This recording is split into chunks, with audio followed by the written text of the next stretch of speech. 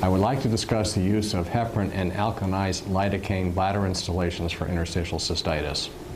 The rationale for picking this combination is based on our concepts of what is generating bladder symptoms in patients with interstitial cystitis. And that is a dysfunctional bladder epithelium which loses its permeability regulation. Now normally when the bladder is full of urine and in the holding phase before we void it, we don't want any of the solutes to absorb back into the bladder wall. Well, the bladder does have a wonderful mechanism to prevent this, and it's the surface mucus on top of the epithelial cells that will block the solute movement. If that barrier breaks down, then the mineral potassium in particular, which is very concentrated in urine, will diffuse down the gradient and readily depolarize muscles and nerves and cause bladder symptoms of urgency, frequency, pain, and incontinence in any combination. We know from animal and human studies that if you chemically injure the mucus in normal rodents and normal humans, you can cause the barrier to leak, and that once you do that, you can reverse it with two drugs, heparin and pentosan polysulfate, after about a 45-minute treatment. So you can get acute and immediate improvement in the barrier function when it's dysfunctional. And that's what we use as part of the basis for adding heparin to the solution. The other compound is lidocaine that we add. And lidocaine comes as a free base. It's protonated with hydrochloric acid to form lidocaine hydrochloride, which is soluble in water. The free base is not soluble in water. But this is the form that is used clinically, and that is the protonated form. Now, if you take that protonated form and you alkalinize it to a pH of above 7.1, then it starts to equilibrate to its free base form. The important point being that in the free base form, it will go through lipid barriers such as the bladder epithelium. Anesthesiologists have been using this for over 20 years to improve their local anesthesia. They always add a little bit of bicarb, and that allows the nerves to take it up more quickly to prevent the burning that's associated with the infiltration of the skin or other area, and the product sets up faster with a more profound block. Now, we added the heparin, as I mentioned, because it will coat the bladder. The idea is anesthetize the nerves, downregulate them, and then coat the bladder to prevent fresh potassium from diffusing in to trigger the sensory nerves. And I can say from my clinical experience, this is a major breakthrough in treating interstitial cystitis. We have never had a way to acutely relieve severe interstitial cystitis pain, and this product will do it in the space of 5 or 10 minutes. The nice part about the bladder installations, it's instant relief for the patient, and the physicians are paid for the procedure to put it into the bladder. We use the CPT code of 51700. In a published study, doing a double-blind study in 4 sites in North America, about 18 patients were enrolled into the trial, which was a complete crossover design, meaning that each subject got drug and each subject got placebo in random order.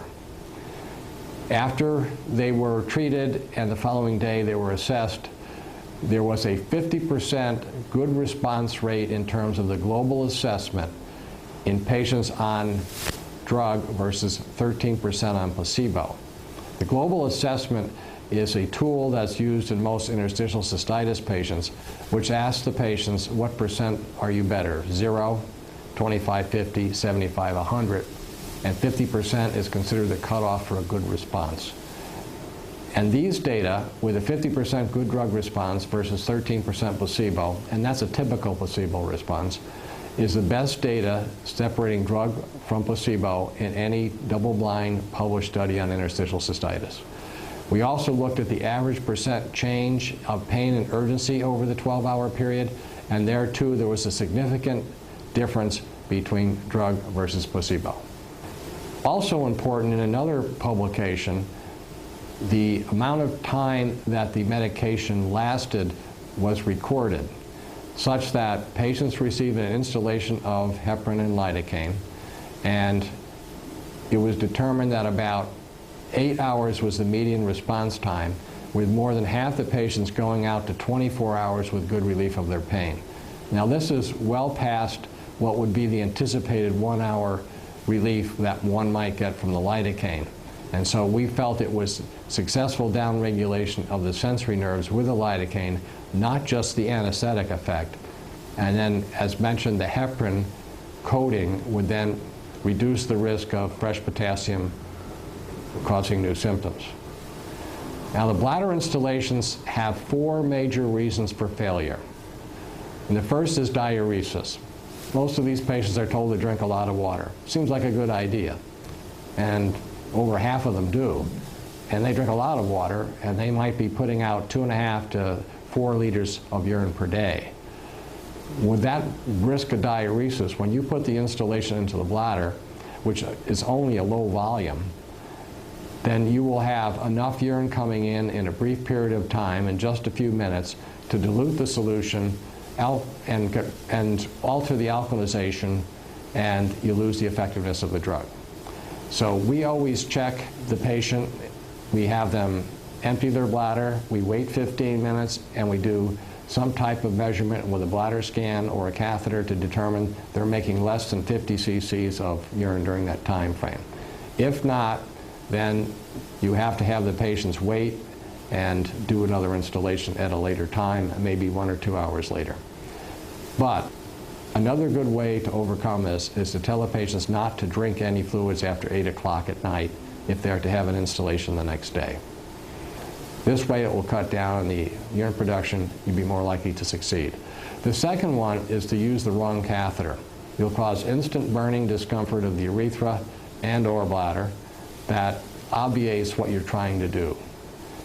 Because you're putting medication in the bladder, if you irritate the urethra, it could be worse pain than what you're relieving. It's very critical to use a hydrophilic coated catheter to do this. Currently, we're finding that the Coloplast catheter, the Primo, is the best one to use for the patients. It seems to be better tolerated than the other hydrophilics that we've worked with. Another one is to over-distend the bladder.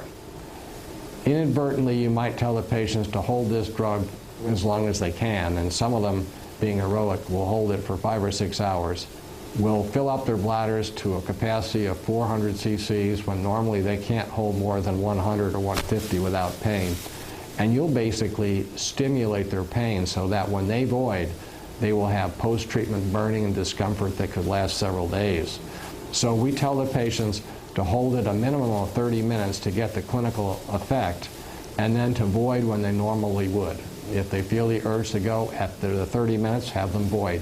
Don't have them hold it. And the fourth cause, but this is probably the biggest cause, is incompatible solutions resulting in precipitation of the lidocaine. If the physician decides to mix their own medications in the office, they will have to get the drugs from the pharmacy. They're buffered for intravenous use.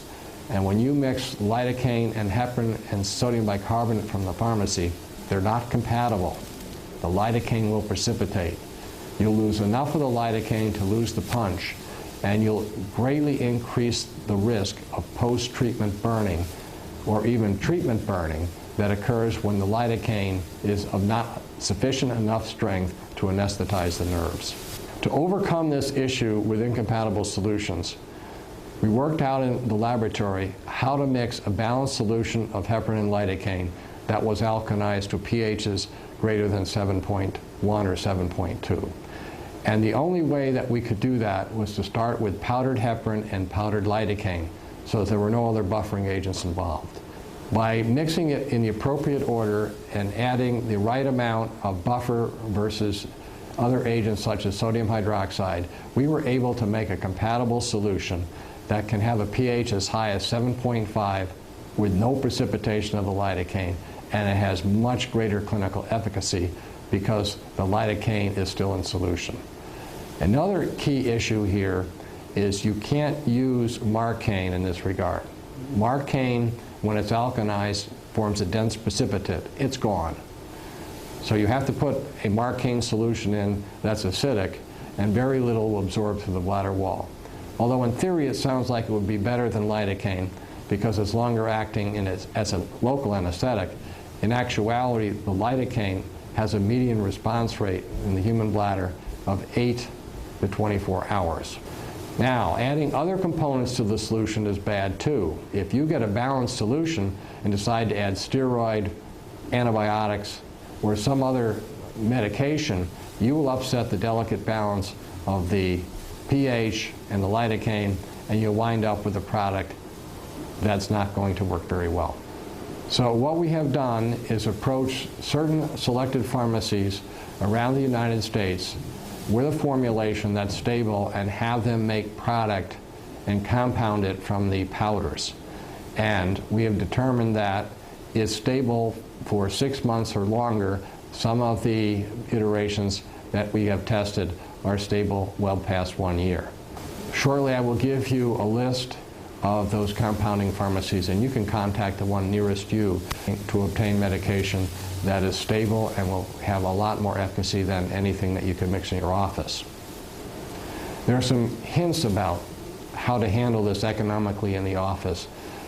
For example, you'll have many patients that will come back for repeated installations, maybe 3 to 5 times per week.